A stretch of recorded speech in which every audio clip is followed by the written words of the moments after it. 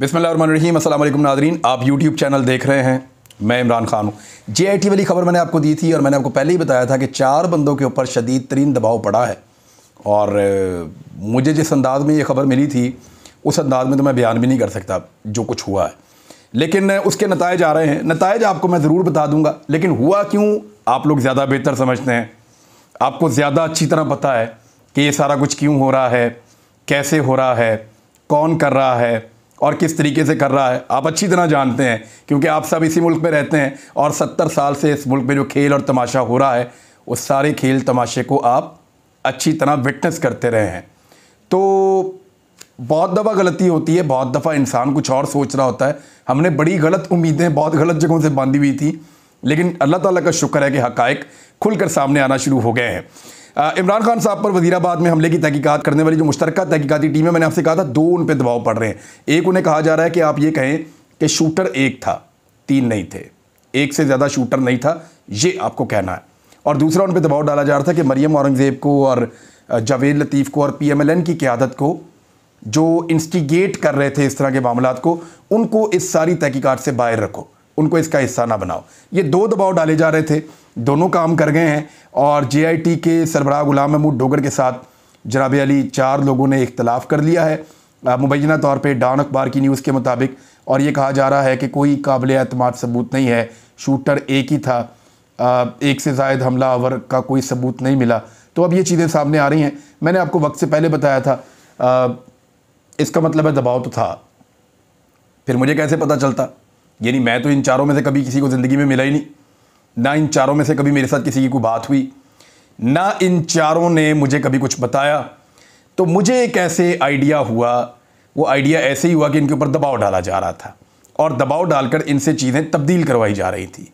और जब चीज़ें तब्दील हो गई तो वो अब आपके सामने आ चुकी हैं। मैं एक ट्वीट आपको पढ़ के सुनाता हूँ, बड़ी मज़ेदार चीज़ है। मेरे एक दोस्त हैं राजा बशारत साहब, उन्होंने इसको लिखा है, बशारत राजा साहब, और वैसे भी ये हकीकत है। उन्होंने बड़ी प्यारी बात लिखी। उन्होंने कहा 14 अगस्त 1947 से लेकर 11 जनवरी 2023 तक, यानी आज के दिन तक, हिंदुस्तान में 14 वज़ीर आज़म बने हैं और पाकिस्तान में 31 वज़ीर आज़म बने हैं। हिंदुस्तान में 30 आर्मी चीफ जो है, यानी chief of the army staff 30 हैं, उनका तकर्रुर हुआ है। और पाकिस्तान में 17 चीफ ऑफ आर्मी स्टाफ बने हैं।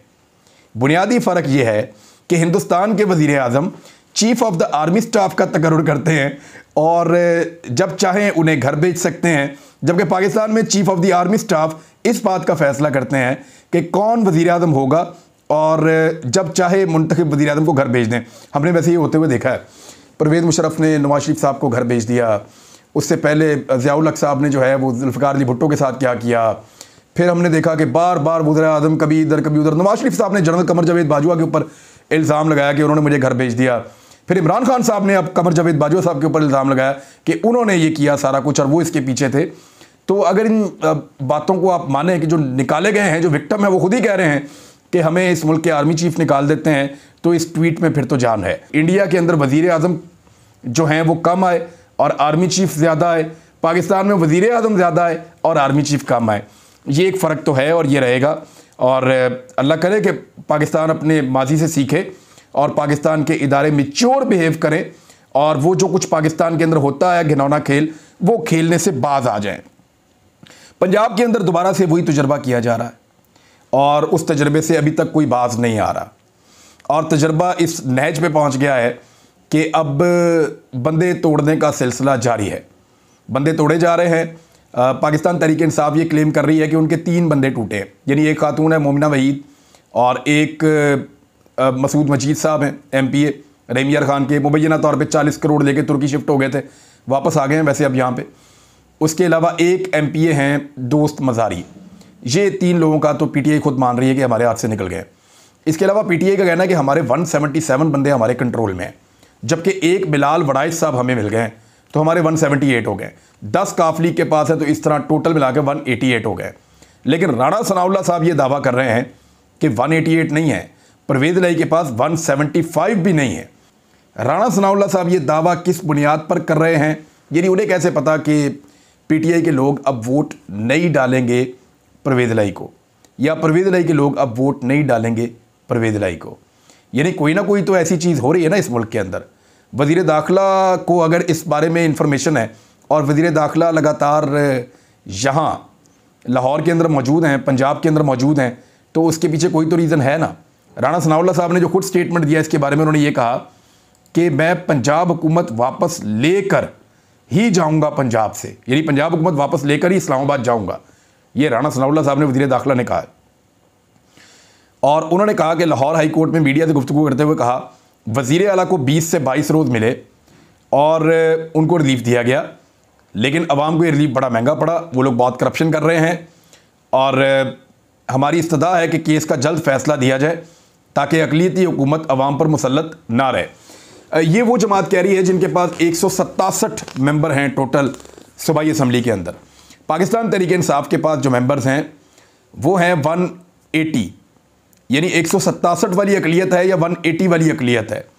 और पाकिस्तान तहरीक इंसाफ के जो 180 मेंबर हैं उनके मुकाबले में PDM का जो पूरा इत्तेहाद है, आज़ाद मिलाकर, पीपल्स पार्टी मिलाकर, राह हक पार्टी सारे मिलाकर भी जो इनका इत्तेहाद है वो 178 का बनता है। तो 178 तो इन सब के मिलाकर हैं।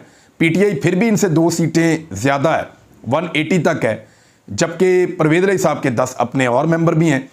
तो इस तरह जो सूरत-ए-हाल है वो राणा सनाउल्लाह साहब की फेवर में ऐसे तो नहीं है। हो सकता है कि कुछ जादू करके कुछ जो जादूगर हैं वो अपना जादू चलाएं और जो कठपुतलियों की डोरियां हिलाते हैं वो अपनी डोरियां हिलाएं, जो ब्लैकमेलिंग करते हैं हो सकता है वो ब्लैकमेलिंग करें और उसके बाद PTI के और काफली के कुछ लोग टूट जाएं। लेकिन क्या एस्टेब्लिशमेंट या जो लोग भी इस खेल के अंदर शामिल हैं या ये PDM की जमातें, ये 14 बंदे तोड़ सकते हैं पाकिस्तान तहरीक इंसाफ के और काफली के? क्योंकि एटलीस्ट इनको 13-14 बंदे तोड़ने पड़ेंगे। इतने बंदे तोड़ेंगे तो हमजा शहबाज पंजाब के वज़ीर आला बनेंगे, अदरवाइज़ हमजा शहबाज पंजाब के वज़ीर आला नहीं बन सकेंगे। ये बिल्कुल एक क्लियर चीज़ है। फवाद चौधरी साहब ने क्लेम किया, उन्होंने कहा जी 188 हमारे पास हैं, वो 3 निकाल के 188, उन्होंने कहा जी हमारे पूरे हैं। इमरान खान साहब ने इस पर एक स्टेटमेंट दिया है। इमरान खान साहब ने कहा कि वफाकी हुकूमत पंजाब में शब खून मारने की जो साजिश कर रही है वो नाकाम हो जाएगी। और इमरान खान साहब आजकल MPS से मिल रहे हैं और तमाम MPS की बातें भी सुन रहे हैं और वो ये SSP कर रहे हैं कि उनके जो MPS हैं वो कितने कमिटेड है अपनी पार्टी के साथ। तो इसी बुनियाद के ऊपर वो ये दावा कर रहे हैं कि नाकाम हो जाएगी वफाकी हुकूमत, जबकि वफाकी हुकूमत भी यहाँ पे एक दाव लगाने के चक्कर में मौजूद है। उन्हें लगता है कि सहूलतकार उनको बहुत बड़ी सहूलत फराम कर देंगे और उस सहूलत के नतीजे में कुछ अदालत से भी मामला इस तरह का हो जाएगा, कुछ गवर्नर जोर लगाएंगे, कुछ वफाकी वज़रा जोर लगाएंगे और ये सब कुछ वो पाकिस्तान में उस वक्त कर रहे हैं। वज़ीर दाखिला खुद यहाँ पे मौजूद हैं जिस वक्त पाकिस्तान में दहशतगर्दी की एक वेव आई हुई है, जिस वक्त पाकिस्तान के अंदर सैलाब बदतरीन आया हुआ है, जिस वक्त बेशुमार पाकिस्तानी जो हैं वो मौजूद हैं खैमों में, जिस वक्त सिंध के अंदर जो है वो 40 लाख के करीब बच्चे जो हैं वो आलूदा पानी के पास रहने पर मजबूर हैं, उस वक्त वो एक सूबे के अंदर रजीम चेंज की कोशिशें कर रहे हैं।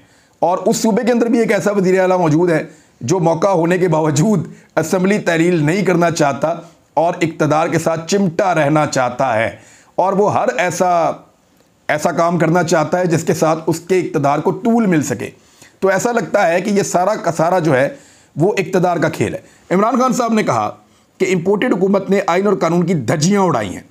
पंजाब में वफाकी हुकूमत की शब खून मारने की कोशिश नाकाम होगी, साजिश नाकाम होगी। PTI और काफली के अरकान असम्बली मुत्तहिद हैं और वफाकी वज़रा को मुँह की खानी पड़ेगी। सियासत में कभी इंतकामी कार्रवाई की और ना यकीन रखते हैं।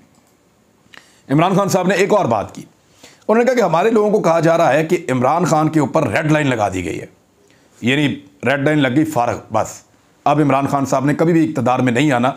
इस तरह की बातें ना, ये जो रेड लाइन लगाने वाला जुमला है ना, इमरान खान साहब के लिए शायद नया होगा, मेरे लिए नहीं है।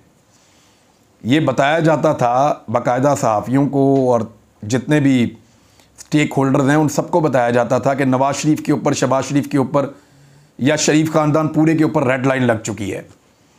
बल्कि ये भी कहा जाता था कि शरीफ ख़ानदान पूरे के ऊपर रेड क्रॉस लग चुका है।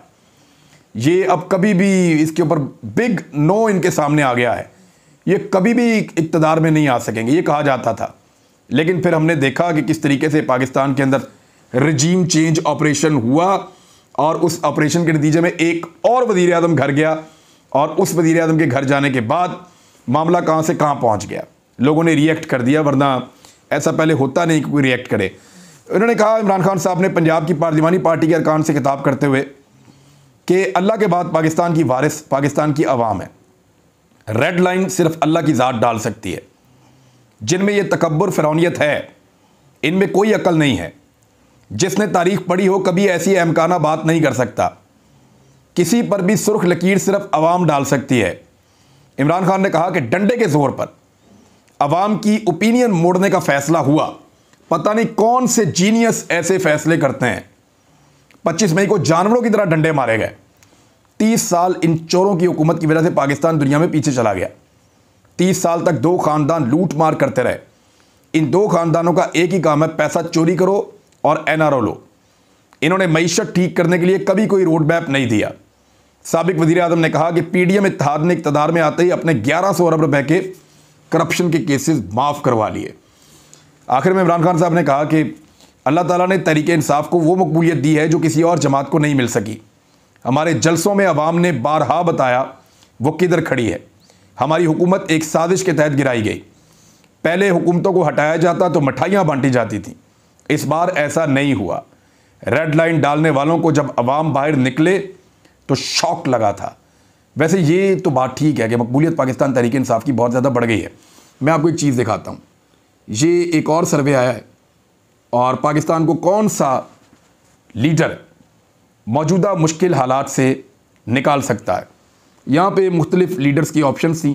जो 4 काबिल ज़िक्र ऑप्शंस हैं वो मैं आपके सामने रख देता हूँ। एक आसिफ जरदारी, एक शहबाज शरीफ, एक नवाज शरीफ और एक इमरान खान।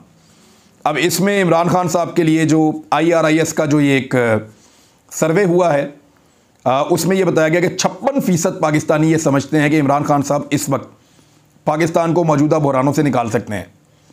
19% पाकिस्तानी, यानी इमरान खान साहब के मुकाबले में सिर्फ 19% पाकिस्तानी ये समझते हैं कि नवाज शरीफ पाकिस्तान को इन हालात से, इन बहरानों से निकाल सकते हैं। और उसके बाद शहबाज शरीफ नहीं है, उसके बाद आसिफ अली जरदारी हैं।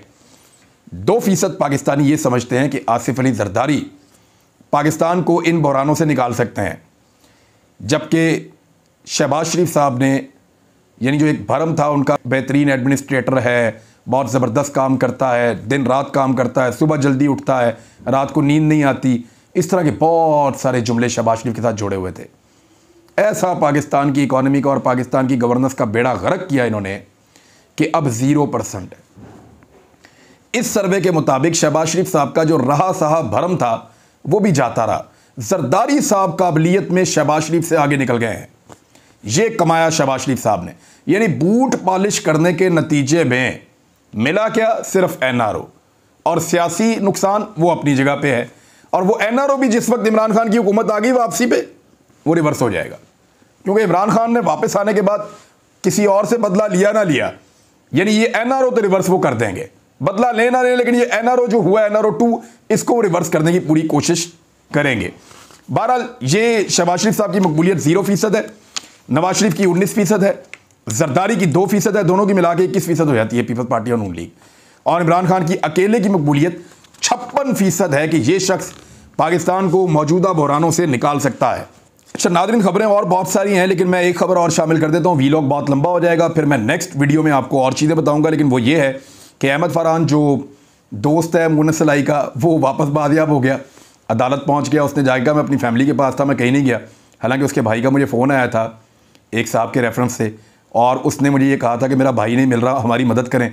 तब मैंने अपनी वीडियो के अंदर तस्करा भी किया था कि भाई गैर कानूनी तौर पे मत उठाओ, उठाकर गायब मत करो। अगर उसने करप्शन की है, जो हो सकता है उसने की, और मेरे पास ऐसी इतलात मौजूद हैं, मेरे पास ऐसी इतलात मौजूद हैं कि ये जो अहमद फरहान नामी आदमी उठाया गया था, ये मुबैना तौर पर मुन्नत सलाई का फ्रंट मैन है, और इससे अपने आप को डिस्टेंस रखना चाहिए जो भी इसके ऊपर मजम्मत कर रहा है। लेकिन हाँ, गलत तरीके से उठाना, टॉर्चर करना, गैर कानूनी तरीके पे गायब रखना, ये गलत है, ये नहीं होना चाहिए। इसी शख्स को मेरा मुतालबा है कि दोबारा उठाया जाए, कानून के मुताबिक उठाया जाए, और दोबारा उठा के तहकीकात की जाए, मुकदमा दर्ज किया जाए, और मुकदमा दर्ज करने के बाद फिर बाकी कड़ियों से कड़ी जोड़ते हुए असल मुल्ज़िमान तक पहुँचा जाए और देखा जाए किसने करप्शन की है। लेकिन ये तरीका गलत है कि आप उठाएँ और उठा के पॉलिटिकल इंजीनियरिंग के लिए ऐसे शख्स को इस्तेमाल करें।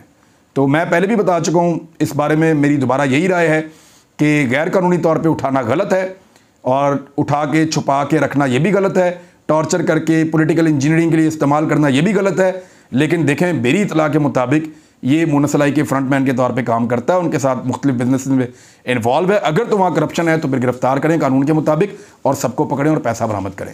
अब तक के लिए इतनी, अपना ख्याल रखिएगा, अपने इस चैनल का भी। अल्लाह हाफ़िज़।